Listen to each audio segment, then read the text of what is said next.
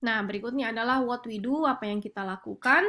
Jadi kita daftar apa yang pelanggan inginkan. Nah, sebelum kita bisa tahu apa yang pelanggan inginkan, sebelum kita bisa bikin list apa yang pelanggan inginkan, ya kita harus bikin dulu daftar pertanyaannya.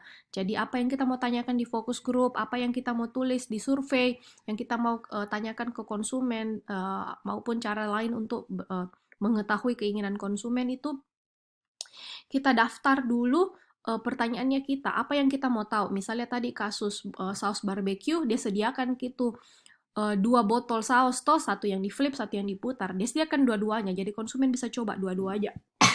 Bahkan hal sekecil itu pun, cara buka botol itu pun bisa menentukan konsumen suka dengan barangnya kita atau tidak. Kalian tahu enggak, ketika perusahaan mendesain botol, tutupnya, dia mendesain kemasannya, itu harus dipikir baik-baik supaya konsumen itu nyaman pakainya, cara enak ndak dia digenggam, licin ndak. Jadi hal-hal seperti itu atribut-atribut fitur-fitur kecilnya itu sangat-sangat harus diperhatikan. Begitu.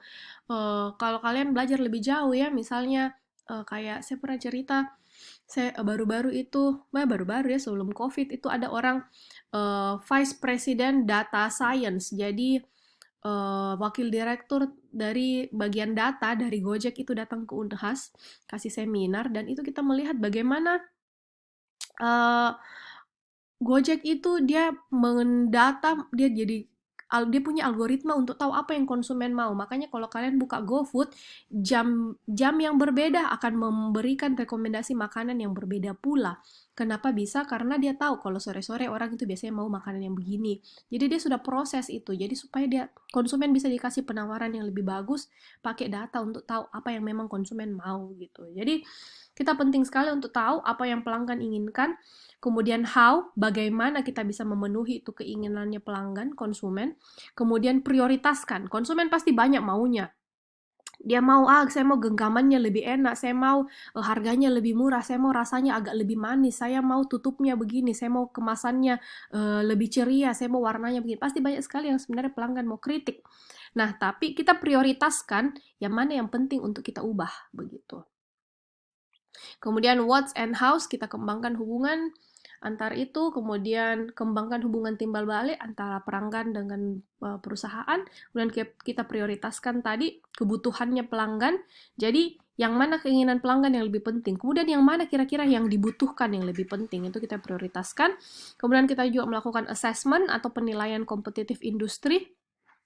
Jadi kita lihat saingannya kita, perusahaan lain dalam industri kita, kompetitor kita, bagaimana kita nilai apa yang mereka lakukan juga, dan bagaimana mereka menghantarkan produknya kepada pelanggannya. Kemudian descriptors, memprioritaskan deskriptor teknis. Aduh maaf.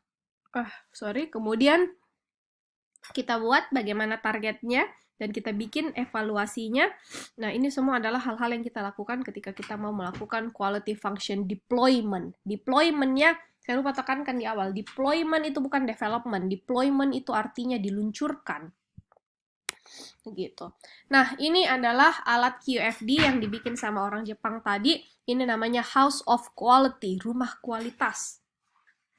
Jadi, ini adalah suatu metode bagaimana kita bisa meluncurkan fungsi kualitas ini dengan kita melihat A.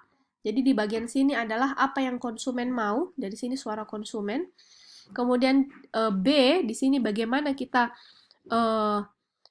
memenuhi apa yang konsumen mau. Jadi ini suara dari perusahaan, ini yang perusahaan mau lakukan. Kemudian C, seberapa penting hal tersebut, nanti kita rating. D, hubungan antara apa yang konsumen mau dan bagaimana itu dilakukan, bagaimana yang dipertemukan.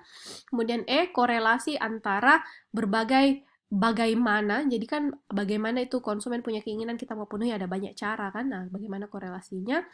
Kemudian F, prioritize customer requirements, jadi kebutuhan konsumen yang diprioritaskan. G, industry competitor comparison, jadi kita bandingkan dengan industri. Kemudian A, B, C, D, E, F, G, H, prioritize the technical descriptor, jadi secara teknis yang mana yang kita bisa dilakukan dan bagaimana itu kita prioritaskan. I, target. J, evaluasi. Jadi ini adalah satu cara untuk membangunnya. Nah, jadi sederhananya sih seperti ini. Kebutuhan dan keinginan konsumen, fungsi teknikal, korelasi, ini relationship matrix, kemudian target values. Secara sederhana seperti ini. Nah, ini contoh di perusahaan. Jadi artinya seperti yang saya jawab di pertanyaannya, ada temanmu itu yang bertanya kayaknya baru-baru itu, semakin kompleks produk atau jasa yang mau dihantarkan, maka semakin kompleks metode yang dipakai. Oh, misalnya flowchart, toh, yang kemarin waktu hari Rabu kita bahas, semakin kompleks cara produksinya, maka flowchartnya juga akan semakin panjang. Kalau cara prosesnya sederhana, ya pasti flowchartnya pendek. Sama juga house of quality ini. Semakin kompleks barang yang mau diproduksi, jasa yang mau diproduksi, maka house of quality-nya akan semakin besar. Nah, ini kita ambil contoh yang sederhana dulu, restoran. Jadi di sini kita lihat sebelah kiri ini adalah apa yang konsumen mau. Nah, konsumen mau overall kualitas makanan secara keseluruhan, kuantitas porsi, kemudian suasana, kebersihan, parkiran, kemudian kecepatan jasa, kecepatan pelayanan, kemudian kesopanan, dan terus dia menerima orderan internet enggak, kemudian bisa makan di luar enggak, ada minuman beralkohol enggak. Nah, ini semua kita dikasih rating, dikasih bobot. 97 ini adalah bobotnya, begitu. Yang mana yang paling penting. Nah, ini bagaimana perusahaan mau antarkan. Jadi, ini apa yang konsumen mau, ini yang kita lihat. Ini yang konsumen mau secara kualitatif. Nah, ini kita hitung secara kuantitatif, dia punya bobot. Bobotnya itu bagaimana secara kuantitatif kita kasih bobot. Yang mana yang paling penting? Yang paling penting apa? Ya kualitas barang lah. Apa yang tidak terlalu penting? Jadi, dari 1 sampai 10, seberapa pentingnya apa yang konsumen inginkan ini. Kualitas makanan dianggap, oh sangat penting, nilainya 9. Ketersediaan minuman beralkohol, tidak terlalu penting, Ji. Kasih nomor dia 2, begitu. Kemudian adanya tempat parkir. Menurut perusahaan ini tidak terlalu penting. Bobotnya itu dari 1 sampai 10, ya 6 lah. Penting tapi tidak terlalu, begitu. Kemudian kebersihan. Wah, kebersihan itu 8 bobot pentingnya, ya. Bisa dimengerti, ya. Nah, kalau di sini ini adalah bagaimana perusahaan, bagaimana ini restoran menghantarkan produknya. Jadi kita lihat sini ukuran kitchennya, ukuran dapurnya, jumlah pelayannya, kemudian ukuran fasilitasnya, jadi restorannya secara keseluruhan, kemudian lisensi alkoholnya, kan kalau mau jual alkohol harus ada izinnya, ya. Kemudian jumlah dari support staffnya, kemudian dia pakai teknologi atau tidak, ukuran parkiran, kemudian ya ini kompetitornya, begitu. Nah, kemudian di ini kita anukan di ini. Jadi kalau bintang strongly correlated, sangat berhubungan. Nah, kita lihat hubungan antara ukuran kitchen dengan hubungan antara kitchennya dengan quality of foodnya. Kita lihat ukuran dapur dengan kualitas produk. Oh, ini cukup berhubungan. Hubungan antara ukuran kitchen dengan speed of service, kecepatan pelayanan. Oh, sangat berhubungan.